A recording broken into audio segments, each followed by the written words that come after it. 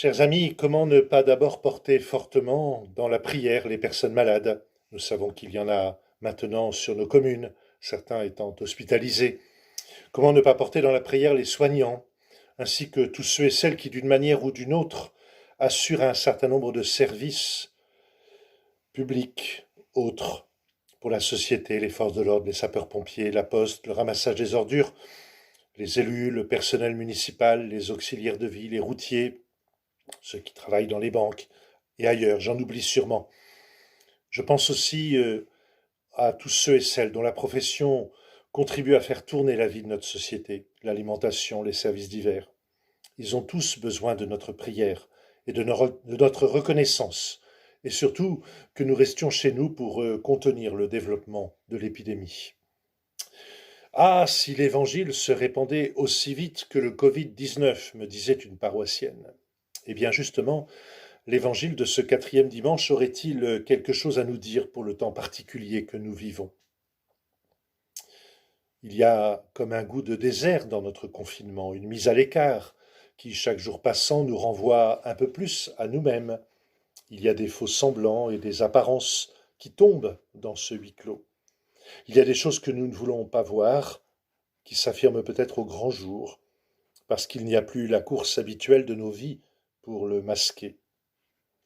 Si on est confiné à plusieurs dans le même espace, il y a sans doute des humeurs à supporter déjà. Il y a des travers qui sautent à la gorge et les petites médiocrités qui désolent. Je ne sais à quoi exactement faisait allusion le président Macron quand il parlait d'un retour à l'essentiel en annonçant les mesures de distanciation sociale, mais en chrétien, je peux l'interpréter comme une invitation à chercher la lumière véritable, celle qui oriente ma vie, ce qui donne son vrai sens à l'existence et qui se nomme l'amour. Dans la Bible, quand Dieu conduit quelqu'un au désert, c'est qu'il veut lui parler, purifier son cœur, et ensuite l'envoyer en témoin au milieu des autres, avec le feu de sa parole. Nous ne sortirons sans doute pas tout à fait du confinement comme nous y sommes entrés. Avouons-le, il est quand même drôle cet évangile de l'aveugle-né. On accuse parfois Saint Jean d'être très intellectuel, mais là, c'est très concret. Un va-et-vient entre Jésus et l'homme handicapé, entre ce même homme et les pharisiens, entre les pharisiens et les parents de cet homme, puis entre cet homme et Jésus, et enfin entre Jésus et les pharisiens. Quel mouvement, ça n'arrête pas. C'est presque du vaudeville, avec ses quiproquos. L'humour de Jean nous prépare cependant à entendre le cœur de cette histoire. L'évangile évoque deux sortes d'aveuglement, la cécité physique et la fermeture du cœur. L'aveugle de naissance va être successivement libéré des deux. Physiquement d'abord par la boue déposée sur son visage, alors qu'il n'avait rien demandé. Jésus a pris les devants. Puis ensuite, à la fin du texte, par l'entrée dans la foi. Qui est-il, Seigneur, pour que je croie en lui? Mais dans le contexte polémique de la rencontre entre Jésus et les pharisiens, ce deuxième aveuglement demeure.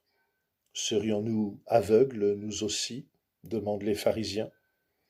Ce n'est pas un enjeu moralisateur, c'est le défi de la foi.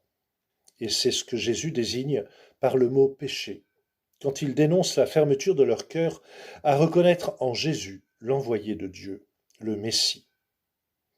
La première lecture nous rappelait déjà que Dieu ne regarde pas comme les hommes et qu'il va choisir parmi les fils de Jessé celui à qui personne ne pensait, le petit dernier, occupé à garder le troupeau, qui justement va se voir confier ce troupeau de Dieu qui est son peuple. Trop de certitudes empêchent de voir clairement l'inattendu de Dieu. Jésus nous oblige à revoir nos idées sur Dieu qui ne sont pas spontanément chrétiennes, si j'ose dire. Le péché se traduit dans ces paroles, dans des paroles et comportements, mais il a surtout une source, le refus d'accueillir la lumière, l'incapacité à se laisser surprendre par la façon de faire de Dieu, l'enfermement sur l'amour de soi-même.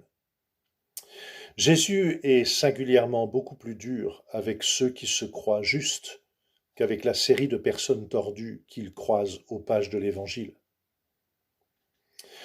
Le contexte des chapitres de Jean laisse entendre que cette rencontre avec l'aveugle-né se serait passée un jour de Shabbat, au lendemain de la fête des tentes, ce qu'on appelle en hébreu Sukkot, qui commémore le temps où le peuple sorti d'Égypte erre dans le désert et loge dans des cabanes, des sortes de tentes provisoires, sans savoir ce qu'il attend au jour le jour, sinon que Dieu a fait une promesse: tu entreras dans le pays que je te donnerai.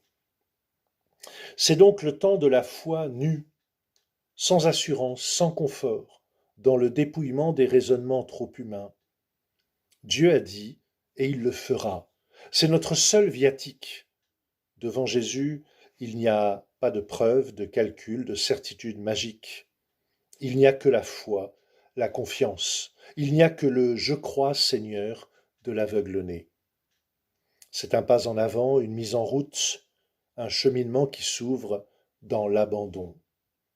C'est ce qui faisait dire à l'auteur de l'Épître aux Éphésiens, à la fin de la deuxième lecture de ce jour: réveille-toi, ô toi qui dors, relève-toi d'entre les morts, et le Christ t'illuminera.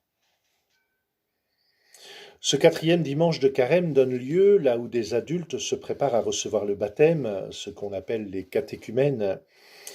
Ce quatrième dimanche les prépare à recevoir un deuxième scrutin, ce qui signifie, en écho au psaume 138, tu me scrutes Seigneur et tu sais, ce qui signifie que celui ou celle qui sera baptisé dans la nuit de Pâques se laisse tout entier inonder de la lumière de l'amour de Dieu qui fait la vérité en lui ou en elle, pour finir de se détacher de tout ce qui l'encombre encore, pour suivre le Christ, de ce qui le ou la retient pour devenir vraiment fils ou fille de Dieu. Il y a dans la liturgie un petit rituel qui accompagne cette démarche des catéchumènes au début de la messe. Et il est toujours très bon que chacune de ceux qui sont présents et qui sont baptisés depuis longtemps peut-être, réentendent cet appel à accueillir la lumière, à se renouveler dans leur foi, à chercher encore comment vivre en disciples du Christ. Car nous n'échappons pas au risque de devenir nous aussi des pharisiens aveuglés par leur certitude et incapables d'entendre les pousses nouvelles de l'Évangile. Chers amis, ces jours de confinement nous donneront de nous tourner régulièrement vers une croix, d'ouvrir une Bible, de prendre un temps de prière, de parler sincèrement à quelqu'un, d'exprimer une demande de pardon, d'exercer un service auprès d'une personne fragile par les courses, un appel téléphonique, il y a 1000 manières à inventer. Nous éviterons de nous plaindre, de nous comparer, de nous juger. Nous accepterons de ne pas tout maîtriser. Nous ferons attention à nos paroles qui peuvent être si blessantes parfois, à notre agressivité si peu dissimulée. C'est notre désert, certes, mais nous devons plutôt nous demander quelle lumière jaillira de cela, quelle expérience renouvelée de la foi nous vivrons, quelle nouvelle forme de charité nous inventerons, parce que nous éprouvons ces jours combien la vie, si elle est fragile et vulnérable, est aussi le plus grand cadeau que nous avons reçu, et qu'il nous faut honorer les talents de nos vies au service les uns des autres. Chaque matin, en ouvrant l'église de Bellac, je dépose une veilleuse au pied de la Vierge Marie en pensant à vous tous. Avec elle, je crois que les temps viendront où chacun verra Dieu en aimant tous ses frères, toutes ses sœurs. Quelle lumière alors! Amen.